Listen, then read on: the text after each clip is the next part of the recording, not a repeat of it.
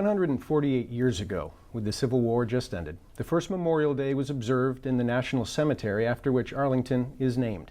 Graves were adorned with flowers, flags were displayed, speeches praising valor, country, and sacrifice were made. And while much has changed in the interim, this remains the same. We still salute valor, stand as our nation's flag is raised, and bury our war dead. Which begs the question, for all we've learned and for all the advances we've made, what have we missed? What lessons await our understanding?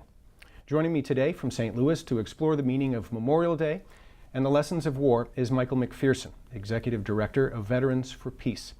Michael's military career includes 6 years of reserve and 5 years of active duty service in the Army. He was a field artillery officer during the first Gulf War. Welcome, Michael. Thank you. Thank you for having me. Thanks for joining me.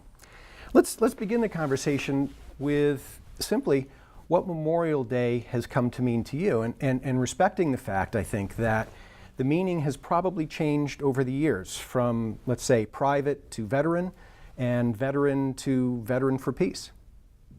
Yeah, thank you. That's a good question, and I have to say, I guess I thought it mostly about what it means to me now, but certainly I grew up in Fayetteville, North Carolina, where Fort Bragg is located, so I've been around soldiers, my whole life.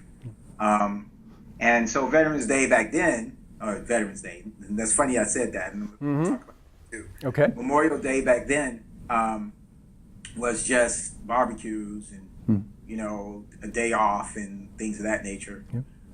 But certainly realizing it was supposed to be about fallen soldiers, about people on our side. And I don't even know if I was a kid, if I was even thinking about our side. I certainly wasn't thinking about the people who died, the civilians, and the other soldiers or the so-called enemy. I know I wasn't thinking about them. But then, of course, I became older and I went in the military. And once again, it certainly was about the possibility of myself or those that came before me as a soldier.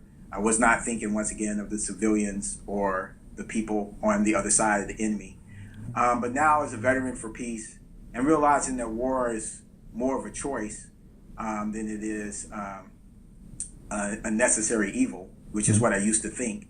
I definitely think about those who are caught in the crossfire who die, the civilians, and people need to understand that in all wars, more civilians die than combatants. And I think about combatants on both sides. And I realize that those combatants usually are poor people. They're very seldom people with means, and they actually have more in common with each other, usually, than the people who have sent them to fight each other. So I definitely think about them. And once again, going back to me having said Veterans Day, one thing that angers me today is how the two have become conflated. And during Memorial Day, it's almost an uplifting of the veteran instead of remembering those who have fallen. And everything's become so militarized, so it seems like it's some kind of advertisement. And actually, in many ways, it's always been like this. It's just that now I understand what's happening. That it's an advertisement for war and militarism instead of a solemn time to think about how to end war, which is what it really should be. Right. And I've got to say, certainly across my life, I've been very conflicted about Memorial Day. On the one hand, I have always been vehemently opposed to war. And yet I know that not acknowledging the service and the sacrifice of veterans is an inappropriate way of expressing that. So I guess my question is, for folks like me, of two minds, how can we separate those messages? How can we honor veterans? How can we remember those who have died, while making clear to our representatives, our president, that will not accept lightly the creation of more and more veterans? Right, that's a very good question. I think one place it starts is, if we're just talking about Memorial Day, is to push more for us to remember those who died on the so-called other side, and certainly the civilians who died, because the nation tends not to want to lift up those lives as having any meaning during Memorial Day, and wants to focus on the lives lost by those service members. So I think we need to and Veterans for Peace does that push to remember everybody who died in war, not just the service members. And another thing I think is to push for, and Gene Glazer, who was a World War II veteran, combat medic veteran, said that we remember the dead by protecting the living. That's what he said. And when he says protecting the living, you could think that means the people on our side, you know, how they always tell us that we fight for your freedom and to protect you. Right. But he was talking about everyone who's living by ending war. So if we push for that, should be the message, that Memorial Day needs to be a day to reflect on the carnage of war, the deaths of war, and how to end this, so that we're always going to have people who died from it, so we'll always remember them, but we don't need to be adding names to the wall. Right. You know what I'm saying? Sure. So I think if we're able to bring forth that perspective, which is lacking, right, then you end up pushing back on what is the dominant narrative of just remembering the people on our side and glorifying to a great degree how they died. Right. I should say, just by way of introduction of Veterans for Peace, for viewers who aren't familiar with the organization, that it was started by 5 veterans, I believe, up in Maine, and has since grown to become an international organization with some 120 chapters, one of which is in nearby Boston. The group is composed of veterans, veterans' families, and their allies, and has a stated mission of abolishing war as an instrument of U.S. foreign policy. Right. The organization certainly sounds as if it would be a child of the 60s, but in fact, it didn't come along a fair amount later, until 1985, that it was established. What was going on at that moment that suggested to the founders that a group like this should be established? Yeah, so I think when you're saying a child of the 60s, I do think that the sentiment and the idea, in fact, though, we've seen some pictures back from World War II, I believe, of some people carrying a sign that said Veterans for Peace. Wow. So that idea was there. But the Vietnam Veterans Against the War movement, I think, really solidified the idea of veterans organizing in a way against war. Shays' Rebellion, in some ways, was maybe the first organizing of veterans to at least protest for their rights as veterans. But I think the Vietnam Veterans Against the War is like the father of the veteran movement, or at least the modern day veteran movement. And then because of what was going on in Central Latin America, U.S. intervention in Central Latin America, Nicaragua, El Salvador, and the proliferation of nuclear weapons, those two issues, and the U.S. being obviously a leading force in that, those two issues caused a number of veterans and, from the beginning, associate members to come together and form Veterans for Peace. Okay.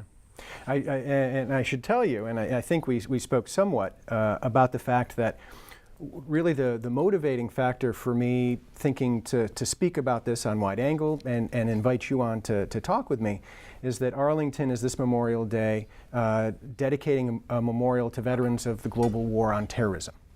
And I've got to be clear and say that the name of that feels like a branding project and a product that we're sort of being sold with the lives, and we're purchasing it with the lives of our children and other people's children, mothers and fathers, sisters and brothers. Is it your sense that we should be skeptical of our government's motives? And how does a soldier who's been taught to obey orders come to challenge his or her government around these sorts of issues? Yeah. So it is a difficult topic for sure. So I think that there's truth to the idea of the branding, which I'll address in a second.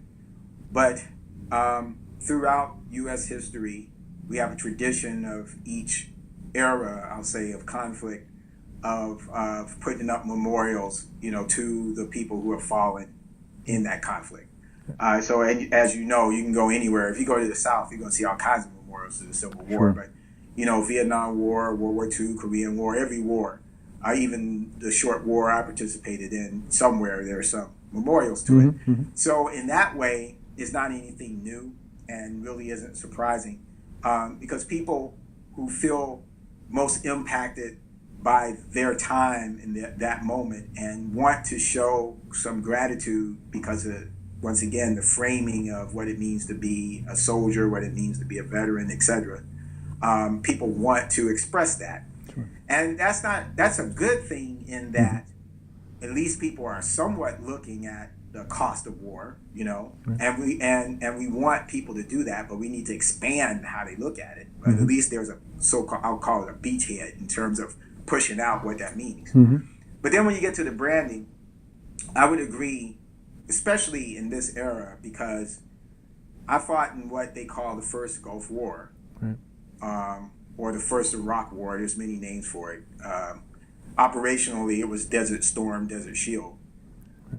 So then there's all these years, or at least the narrative is, that there's all these years in between, and then in 2003, we embarked on the second Gulf War, right? But that's not really true, because we never stopped military operations in Iraq. We had the no-fly zone, which they kept going the whole time, and it takes, in order to have a no-fly zone, you have to enforce it. There were times when Bill Clinton ordered certain actions against forces in Iraq. So really, we've been at war, from my perspective, for 25 years. But they want to brand it as if we haven't been at war for 25 years. So yes, you're right. There is an element of the government wanting citizens not to really look at that fact. Well, wow, we've been at war for 25 years. But this sentiment that citizens have, which the government is playing off of, this sentiment isn't new, and actually it's totally understandable and can be expected. So yeah, you're right. We should be skeptical. Yeah. As you spoke somewhat to already, certainly the intention to acknowledge the costs of war on both sides of a conflict seems to run through many of the projects that Veterans for Peace does. The Korean Peace Campaign, the Iraq Water Project, amongst others. How much of a consideration is that as you're thinking about projects to undertake, and how vital is that perspective if we're to overcome sort of the us-them binary that fuels war? Yes. Well, it's central to how we look at it, because there's probably a number of reasons, but one, as when you look at our statement of purpose, one of the things we talk about is justice for veterans and victims of war.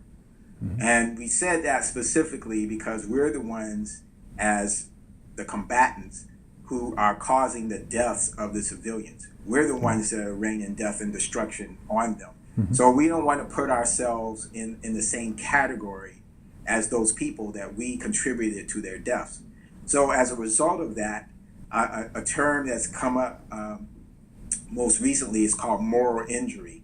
When a soldier or a service member looks at what they participated in and the death and destruction they've caused, and they start to feel extremely guilty about it, because we've been taught not to kill. So for us, it's important for us to acknowledge the destruction that we've been part of. It's part of the healing process for us. And also we realize that, some people might want to say World War II is an exception, so that's a different discussion. But generally speaking, we've been tools for, I don't know, I could say the rich and the powerful, you could say the ruling class, you can use all kinds of different terms. But certainly what I gained from going to war in the Middle East was very little compared to the profits and all the other things that the people who sent me, right? So because we know that now, and it wasn't just about protecting the country, protecting my family, etc., that's a burden, that we carry. So it's important for us to acknowledge that in everything we do when it's the case. So like educating about weaponized drones. Well, who is dying as a result of those weaponized drones? We need to talk about that, et cetera, et cetera. So it's very important to us. Yeah. Let's take a quick break, and we'll get back to folks. We're going to do exactly that, and please meet us on the other side of this break. It's Susan Karp, the Executive Director of the Arlington Council on Aging and host of Living Out Loud. Are you tired of eating alone?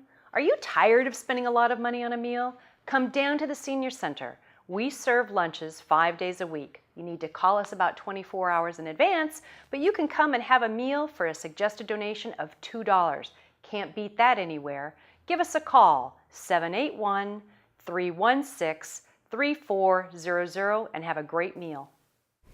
You're back to Wide Angle. I'm Peter Bermudez, talking today with Michael McPhearson from Veterans for Peace. Thanks for joining me, Michael.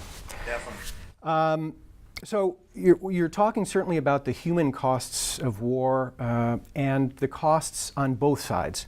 One of the things that I see throughout the work of Veterans for Peace is the fact that you are not demonizing the other. You're certainly making a point of humanizing the other. One of the projects that leaps immediately to mind is the project called Veterans Challenge Islamophobia. How is that project, maybe first of all, certainly introduce us a little bit to the project, and let us know how it's been received both by the Muslim community as well as the non-Muslim community, the wider non-Muslim community in this country. Sure. So to learn more about it, go to veteranschallengeIslamophobia.org. Okay.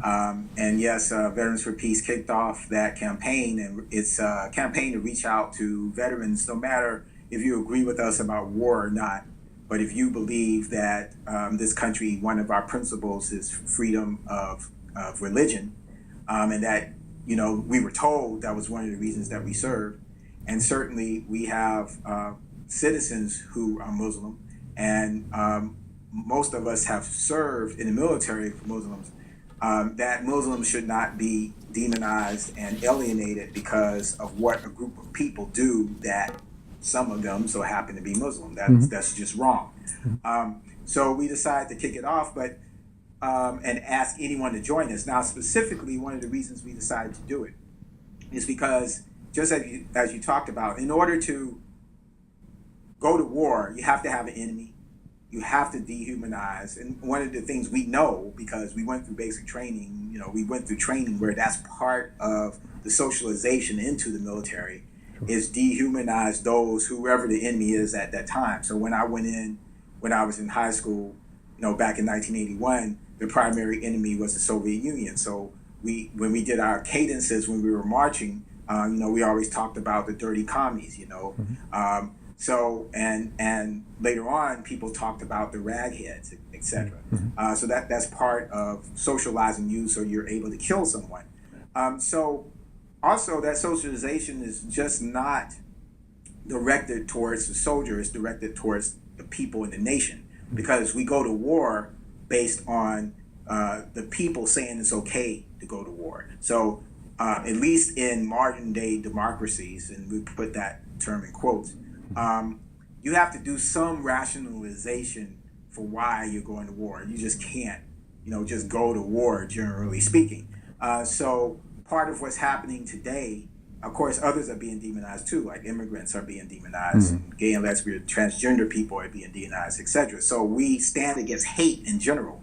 But we felt like we needed to speak out specifically about Islamophobia, because we know that's part of creating a pathway, so to speak, so that we can more easily go to war. So it's a proactive effort to try to stop us from going to send more troops and make it harder for our government to do that. And I personally was afraid after the San Bernardino attacks and what happened in France. And there was this wave of anti-Muslim sentiment, hate crimes, etc., that if there is another attack of some sort, that would even become worse. And you know, we have a history in this country with the internment camps of the Japanese, and with African Americans. Anytime poor white people became afraid because they saw that some black people were lifting themselves up out of their circumstance, the internment camps, people were put in prison. With black people, many times they were killed. So it wouldn't be out of the character of this nation, honestly, a tendency that when people become very afraid they do crazy things, right? So we felt like it was important for us to take some leadership in this campaign to try to head that possibility off. And the last thing not the last thing, but another thing I want to say about the campaign, other than organizing vets to speak out and stand in solidarity with the Muslim community, and you asked how we're being received by the Muslim community, people were surprised that there were veterans who would want to do this and would want to use our voice to stand with them. So, but they were very happy that we're doing that. And then there's mixed feelings from the outside the Muslim community, you know. So you can imagine people who just think that Sharia law is taking over the country, you know. So those people think we're crazy. But then there are others who understand why we need to stand with the Muslim community. But one of the most important aspects, as I said, other than organizing veterans and standing in solidarity, is to go out and speak to people who might not have conversations about Islamophobia now, before people are more afraid, so that if something happens and fear starts to roll in, they'll remember that they had a conversation about Islamophobia. They'll have to make a decision about, well, how am I going to act? You know, so it's kind of like an inoculation in a way that I'm trying to, you know, make happen to the extent that we can with the limited resources that we have. That's great. That's great. Let's shift gears and talk about what is going on now. You reference what was going on in Paris. Talk about ISIL a little bit. You applauded the president back in early April for his diplomatic efforts to end the conflict in Syria. He's more recently pledged to increase the number of special operations forces in Syria. You contend that that we and the international community can confront ISIL without military force. So I guess the quick question would be, how would we do that? So make no mistake, ISIL is a bad actor in the world, and in many ways the U.S. is too. But yes, they do need to be confronted in some way. I don't think the U.S. really has the moral standing to be sending troops somewhere, especially if any one event was responsible for the creation of ISIL, as our invasion of Iraq, and then the dismantling of the Iraqi army, which I visited Iraq in 2003, and when I was told that and looking at everything was going on, I was like, that was really not a smart thing to do. And we know that a number of people who are part of ISIL used to be in the Iraqi military. You know, so the alienation of the Sunnis in Iraq, which we created the situation for that to happen, et cetera, et cetera. I can go on. So we really don't need to be sending troops, and we don't need to be bombing. So here, what the things that we believe would be ways for the U.S. to confront ISIL. Number one is to stop the airstrikes, stop the bombing, stop sending troops, because there's this big division between the Sunnis and Shia in Iraq. And the Sunnis, from what we can see our actions in supporting the Shia staying in power. And there's not been the kind of healing that needs to take place between the two. So that's key to defeating ISIL. The second thing is make diplomacy the number one priority and keep at it, and bringing everybody to the table, and not having preconceived ideas or preconceived notions about what direction things are supposed to go in, other than ones that's going to solve the conflict. Don't say things like, don't make it mandatory that Assad, for example, has to step down. I mean, that might be a good idea, but you can't bring that into, we can't talk until you say that's what you're going to do, that type of thing. I should back up a little bit, part of stopping the bombings is to cut off sending arms to the region, because all that does is inflame. The more and more weapons you're bringing into the region, there's more and more weapons to use to continue to fight, stop the ammunition and all that. And also pressure nations to stop funding ISIL, because there's a lot of nations that see what ISIL is doing for whatever reason to their advantage. So they're funding them just like the U.S. is funding the other side. So And a real big thing is to increase humanitarian efforts in the region. Because the more that you can relieve people's suffering, and they see that in concert with these other things that you're doing, they're more likely not to see you as the enemy and to think ISIL's propaganda of the West is against Islam doesn't really make sense, because that is not how people are acting. I should say for viewers that certainly if they're interested in learning more about Veterans for Peace, your work, the website is just that simple, veteransforpeace.org. Yeah, and certainly would direct them there, both in terms of history as well as the projects that you're undertaking. Absolutely, absolutely. Let's finish up, and it's the standard request. Is there anything else that we haven't spoken of, Michael, that you feel would be important for viewers to know about Veterans for Peace, about Memorial Day, about the costs of war? There's a couple of things. One is you have to believe peace is possible. So we talk about it at Veterans for Peace, because if you don't believe peace is possible, then you can't envision what a peaceful world in the future looks like, and you can't really work towards it. Right. That's not the place you're coming from. You're coming from another place. So really look at that. And I would say to people, as a black person in the United States, a lot has changed in terms of social relationships between white and black people, and while they're not perfect, they're certainly not what they used to be. We've come a long way. We still have a long way to go, but the fact that we've come as far as we have says to me that we can work out a lot of things. So I have great hope because of that truth. Second thing I think is important is to remember that while campaigns and elections are important, that's not where the real work takes place. It takes place in between those things. Elections and campaigns are snapshots of a moment. So I think it's important, and I'm guessing that your audience is probably pretty progressive and thoughtful. That's right. So some of them might be for Bernie Sanders, some of them might be for Hillary Clinton. I doubt any of them are for Donald Trump. You never know. True. But the point I'm trying to make here is that whoever you're for, do not damage your relationships with the people who don't agree with you about who should be president. It's good to be in struggle, because that's where change and new ideas come from. So conflict isn't all bad. But if conflict consumes what you're trying to do, and no matter who's president, we still have a lot of work to do. The nature of the work might change some, but it's not changing all that much.